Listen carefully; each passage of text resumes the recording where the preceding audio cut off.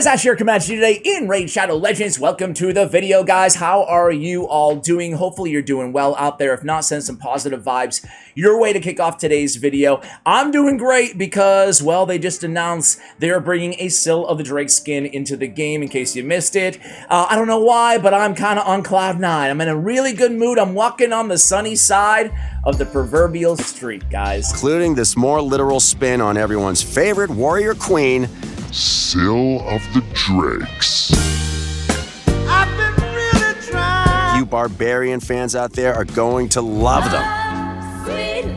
Do you really think that I would ever be with you? Man, that looked really good. That looked really good, Sil. I asked you guys a week or two ago if you want to see my arena teams, the teams that I use in the arena. I'm going to start with my free-to-play account. I'm going to move to my main account. Of course, you're not going to have all the champions that I have, or most of you aren't going to have all the champions that I have in my main account.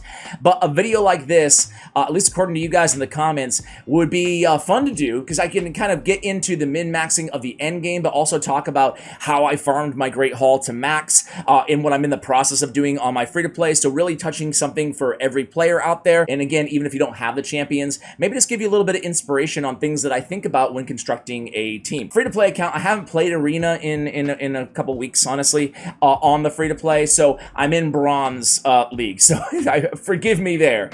But I still think it's worth sharing because, let's face it, for 99% of you guys, 99% of all raid players, what we really care about is just getting our Great Hall maxed, right? Getting our Great Hall maxed. I've been asked to deliver a toast here after the funeral. A message of hope. This is what I have so far.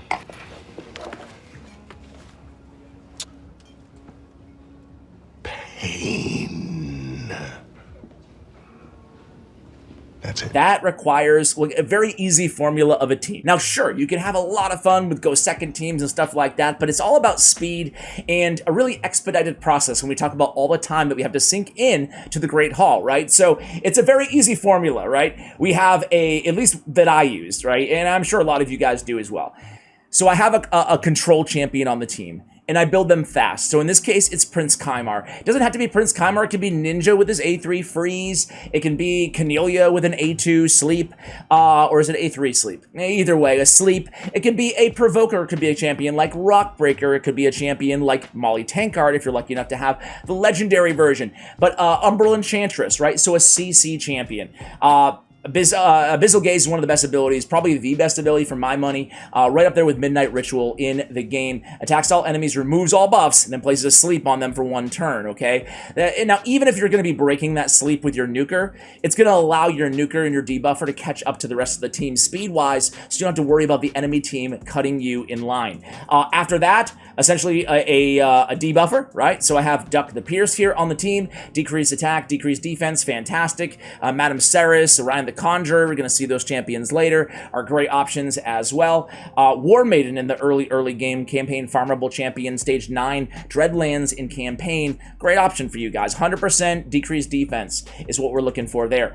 I have 2 flex spots here. Now, normally I would run, you know, a nuker, a traditional nuker. I started out with like Kale, you know, and a speed booster. So a champion like maybe Apothecary. This team's a little bit different because I found all the way up until like really gold 3, gold 4, you can get by with not the fast. Look at how fast my Kymar is here, guys. 211 with the speed aura.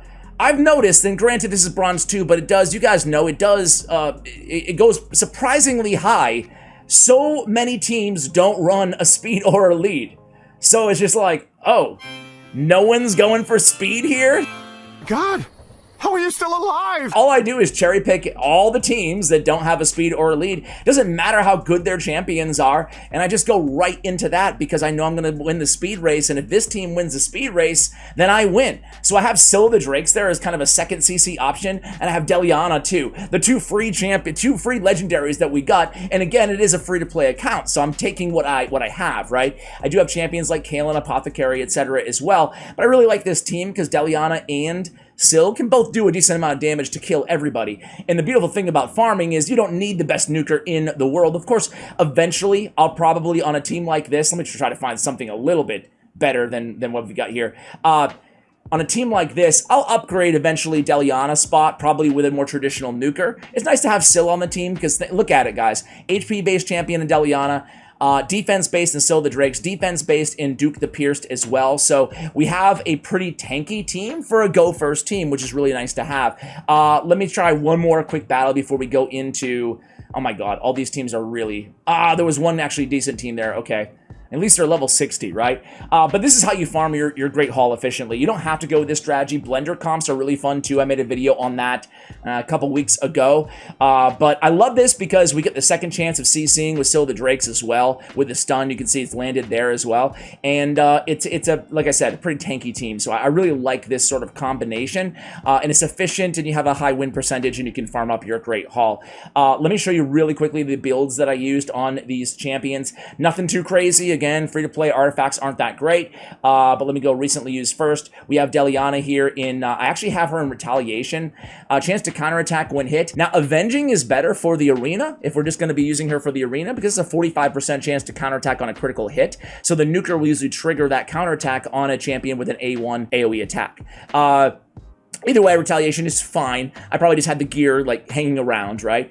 So she's not super tanky or anything like that. 180 speed, 100% crit rate, and that's about it, right? A little bit of HP. Syl the Drake's kind of the same deal. I have her at a speed and immortal. I have her 186 speed, 100% crit rate. So what I do, especially in the early and the mid game, is I concentrate on crit rate, getting up to 100%, but I'm not killing myself trying to get all the crit damage, min-max or anything like that. Usually, this is enough damage, you know, on a nuker. Not to say that Syl the Drakes is a traditional nuker, but to get the job done, right? Kymar, we have in all my best speed gear on the entire account, which is 211 total speed. He's not even fully booked out because I can't get legendary skill tomes on my free-to-play account. What these young bloods have to understand, that this game has always been and will always be about Money, money, money. And then we have Duck the Pierced. Again, he wants the only thing with your debuffer is you want them to go before your nuker, right? Obviously, so you can kill the enemy team and they're all debuffed. So 187, he just needs to be faster than whoever's nuking on this team, and I guess in a way he's not, right? he's Look, if you want my help, you're gonna have to be completely open with me. We need to make him faster. We need to make him faster. I recently added 187. What did I say? Syl the Drake's 186. Okay, so at least he's faster than Syl, but we need to make him slower than Deliana, just to maximize their damage again. All right, guys, let me move over to the. I'll show you quickly masteries if I even have them. War Master on. I have a PVE. So this is again going to apply to the majority of players out there. If you have a champion that you're relying on in dungeons as well, you're just going to have to go with one build, right? You're not going to get refreshing 150 gems every single time. You're going to go with one build that works for you in the majority of places that you can. Syl the Drakes isn't even fully booked out here. Kymar is, but pinpoint accuracy, very important on your CC champion to get that extra accuracy. You can see 231. That's the max that I could get on this dude. And 190 on my debuffer, but for where I am in the arena, that's plenty. All right, guys, let me go ahead and switch over. Be right back. All right, guys, here we are on the main account. Let's go over to the traditional arena, classic arena, first really quickly here, and then we'll move over to tag teams so I can highlight all of my teams. But I want to talk a little bit about the evolution. So I started out on this account with a team that was probably very similar to the one that we just looked at on my free-to-play to farm most of my Great Hall. I maxed my Great Hall quite a while ago, maybe about a year, I'm not sure, but I did it using the same sort of strategy that we talked about, you know, a little bit different. I still ran Prince Kymar because I was so lucky to get him on both accounts. Now, obviously not everybody is going to have that sort of insane luck, but again, we talked about other CC options in this spot. I ran Seeker for a long time. Really love Seeker. I ran Seeker with Arbiter. I got Arbiter, obviously, kind of early on, relatively speaking. So a speed boost, a speed lead. Other speed leads out there are, of course, Prince Kymar himself. There's Lord Shazar, if you're lucky enough to have him. There's Skull Crown, Gorgorab are some popular options out there. There's plenty of them, though. Obviously, champions like Duchess and whatnot as well. These are some good speed lead options for you guys, but you want to have a speed booster and a speed lead, or at least that's what, you know, I did with my strategy. Seeker's a fantastic champion because he has a turn meter boost of 30%, then grants an extra turn and can provoke one of the enemies. So really, really good option there. I kind of ran him in place of Kymar for a while. I actually started with Apothecary way back in the day, and I kept upgrading that spot, and then I realized that I liked the CC a little bit better than I liked the booster. So if I had kept going in this way, in the boost direction instead of the CC direction, I'd probably be running Lysandra in this spot instead of Kymar, but I prefer another chance to remove all buffs, especially with Stone Skin out there. And then we have our debuffer and our nuker. Of course, nukers, I mean, Genbo the Dishonored, Magnar are two of my favorite nukers. Even Marquess is not bad at all, a rare nuker for the arena. Those would be my choices if I didn't have any like really OP legendary nuker. So this is the team, right? It's very, very basic, and this remains one of my 3 main teams today. Not my main team, meaning here's my ultimate goal with Tag Team Arena. I'm just going to be honest with you guys, right? My goal with Tag Team is to auto everything and win everything. It could be a spoonful of diamonds. I'm talking about this. You know, I'm lazy, right? So I love the strategy, but I don't love swapping a million champions in and out of my teams. I like to, you know, I obviously have a pretty good account, you know, in terms of, you know, a lot of money spent and whatever, I guess, right? For that reason, I'm trying to just like build the most efficient teams possible. That way I can kind of lazily go through everything on auto. However, I do select which team I want to face each team, right? With that being said, I am working right now, and I think it'd be really fun to have maybe 5 or 6 arena teams that I can choose between, sometimes involving the same champions depending on who I'm facing. So I am kind of working on that actively right now. But you guys can see the gist of this squad. My Arbiter is fast. Her speed is 367. However, I know that's going to be really fast to a lot of you guys. It's not fast enough to contend with the other Arbiters out there, especially in Platinum Arena and at the top of Gold 4 in Tag Team Arena. So I kind of have to make do with not going against other speed teams with this team, ironically, even though it's a speed team.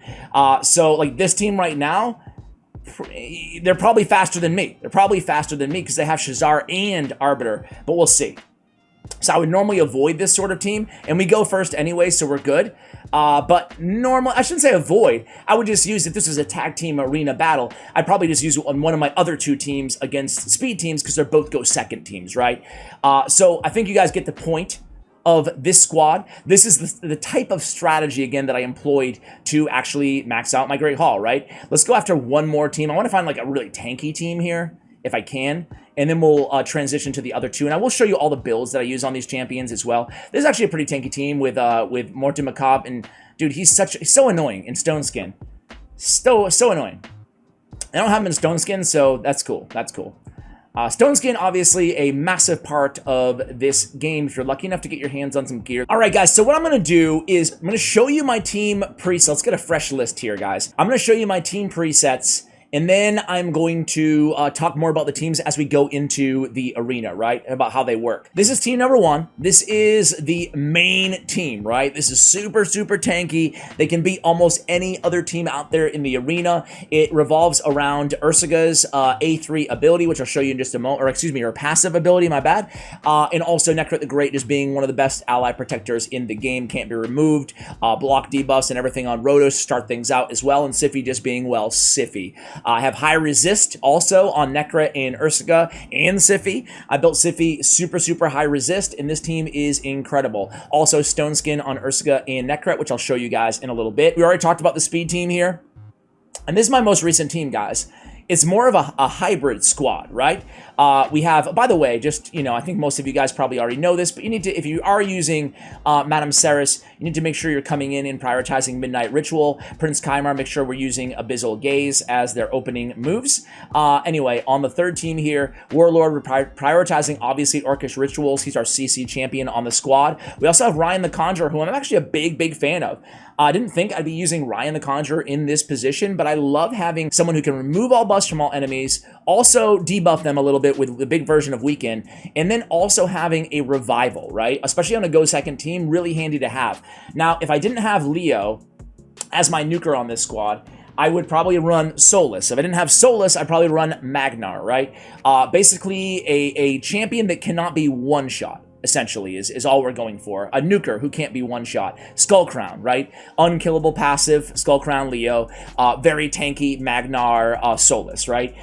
So Ryan Lover there. Warlord could be, it's kind of a flex spot. I mentioned Molly Tankard at the beginning of the video. Could run a champion like that. I think is very underrated. Or you could go more tanky and run a champion like Valkyrie or something like that in this spot. So there's a lot of like Yumeko, you know? There's a lot of flexibility in the Warlord position. And then Cardial is there mainly for his Angel Song ability, which cleanses all allies. I also have him fast. You can see 260 speed.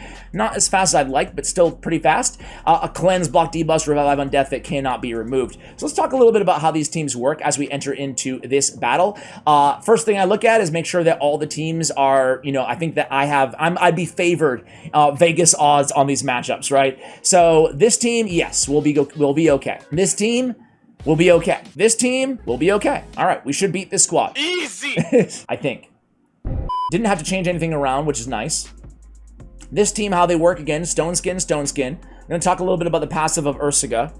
And if I didn't have Ursaga on a team like this, I would run Vogoth. I'm trying to give you guys substitutions on all of these champions just to give you, again, ideas, as I mentioned at the top of the video.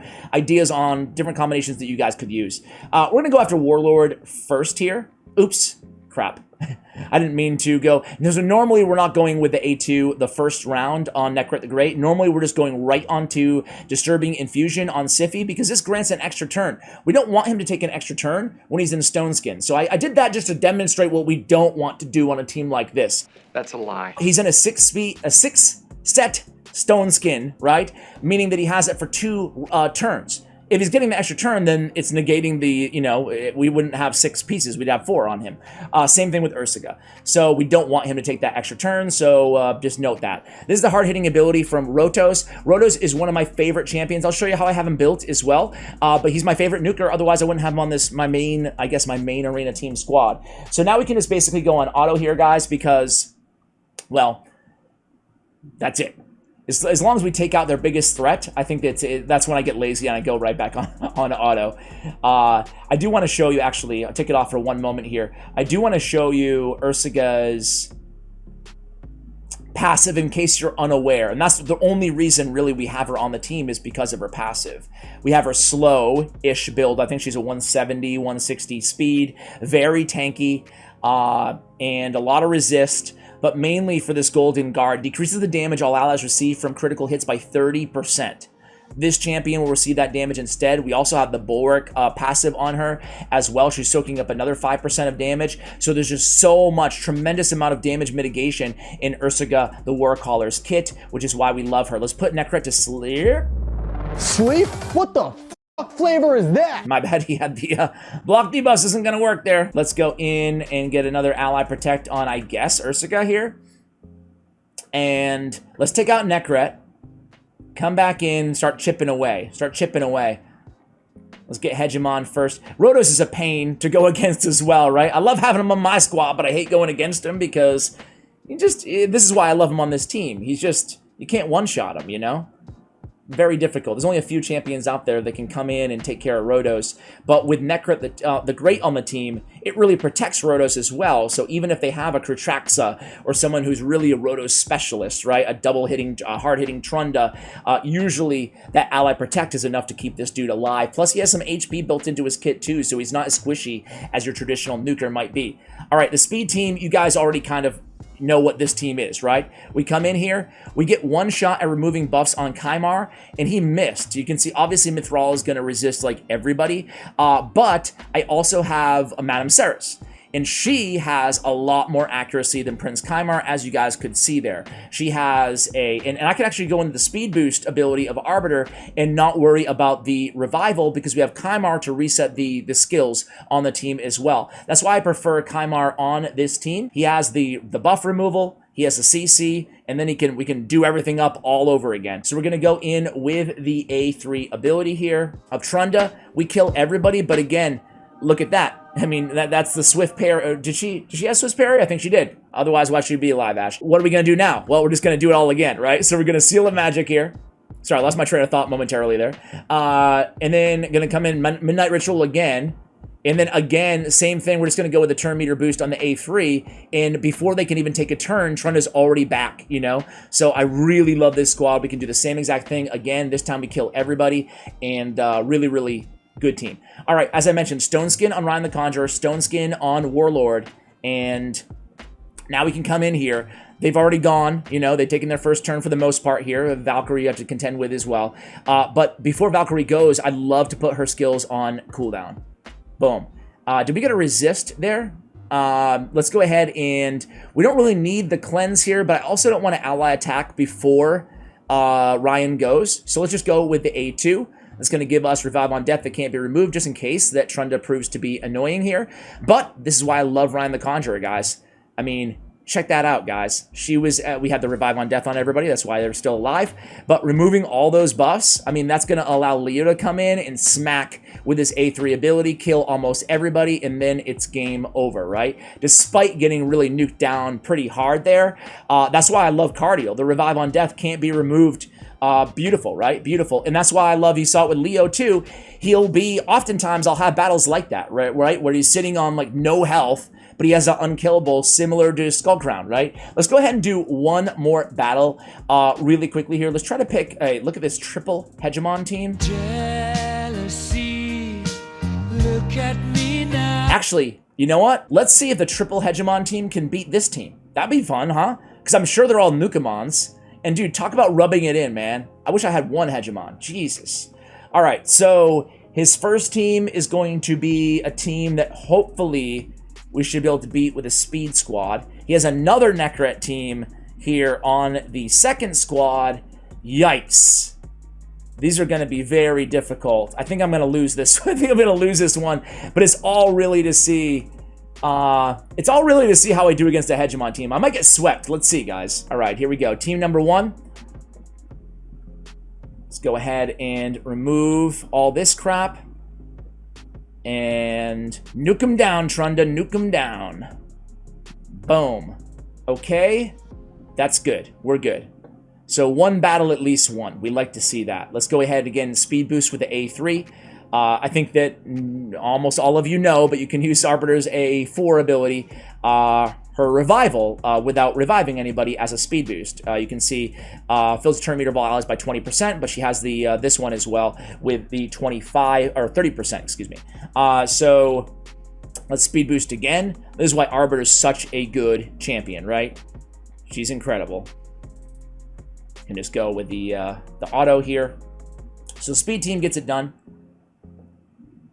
Go team number 2. What is your favorite team out of my 3 squads, guys? Let me know.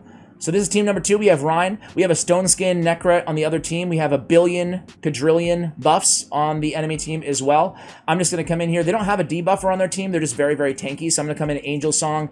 Don't need to save that ability or anything like that. I guess I'm going to go in Orcish Rituals. Let's see. Yeah, I think... I'm not sure who got a resist. Did Necret get a resist there? Let's come in and see what we can do here. They have very, very high resist on Siphi and Duchess. Both resisted. Let's see if... let's see if we can just do a little bit of damage here, right? Essentially. It's going to be a long one, and I might lose it. I might lose it. Let's come back in here. Let's just go after Siphi first. There we go. So we take Siphi down. The unkillable again.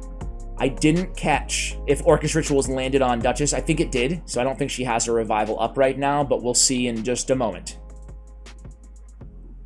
Stay 1. We'll go A2 here on Leo. Oh, nice. Nice. So I think this one, I don't want to speak too soon, but again, this is why I love this squad. I just feel like every champion on this team brings something really, really valuable to the table in their own right, right? Let's go ahead and get that decrease attack off Leo. Replace it with a Revive on Death that cannot be removed. Love Cardio, man. Did not disappoint, guys. Did not disappoint. All right, so let's go pretty hard hitting A1 here. Let's see what Leo can do, and he takes down Duchess. So very, very well done there. Really proud of my man Leo. Love the Lion. Love the Lion. I was trying to experiment with other champions in the Leo spot. Just tried every nuker known to man. As I mentioned, I ran Solus for a while, and I loved him. There's a lot of great nukers out there, but I just found Leo to be the most consistent, and I love that he can't be CC'd when his A2 ability is off cooldown. Is he unkillable again? Really nice to have that.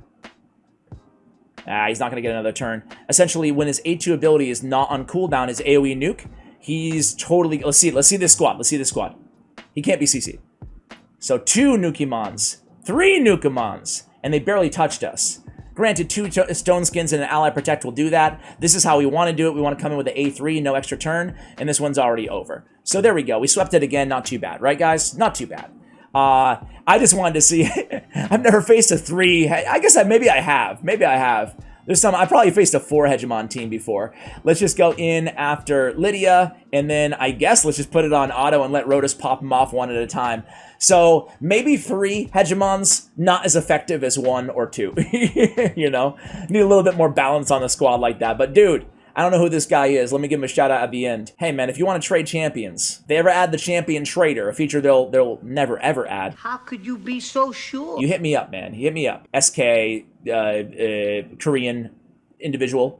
Hit me up and let me know. Well, you want to trade one of those? I'll give you, what do you want? What do you want? Let me show you really quickly the builds on all these champions. I'm not going to talk all about in-depth about these champions. As I said, I don't want this video to be 3 hours long. However, I'm just going to show you the builds. If you want to screenshot anything or you know, whatever, take a look later, pause the video, go ahead and do that. As I mentioned, I have Siphi. Look at that power, mainly because, well, she is empowered a lot, +3, and also a lot of resist, 726 on the resistance. I have resistance on the chest. I have a resistance set with a couple speed sets on her. Resistance also on the banner. And I also have resistance on the masteries. So when all resist on Siphi, and I really enjoyed this build.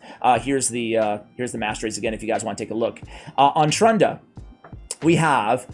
Trunda is my best built nuker in terms of just best overall stats. Look at that attack, very high, 101, 230. Her crit damage is a little bit low, but I don't really mind that because we're able to get the attack so high because we went attack percentage on the boots. Having a nuker with 223 speed without going speed on the boots was difficult, but definitely very effective. She's in Savage gear with Helm Smasher Mastery as well. Necro the Great, we already mentioned, he is in Stone Skin, a full 6 pieces, so he gets the HP, resistance, defense, Stone Skin for 2 rounds, and another 15% defense. A very, very, very strong build here. And again, total stats, you'll see 492 on the resist there. Pretty speedy at 209, considering, and then almost 5k on the defense. So very tanky Necret the Great. And he also has, I didn't realize that I had Bulwark on him as well, decreases the damage all actually by 5%. This chamber will receive that damage instead. Perfect to put Bulwark on your, I mentioned I have it on Ursaga as well. Might as well just look at her right now.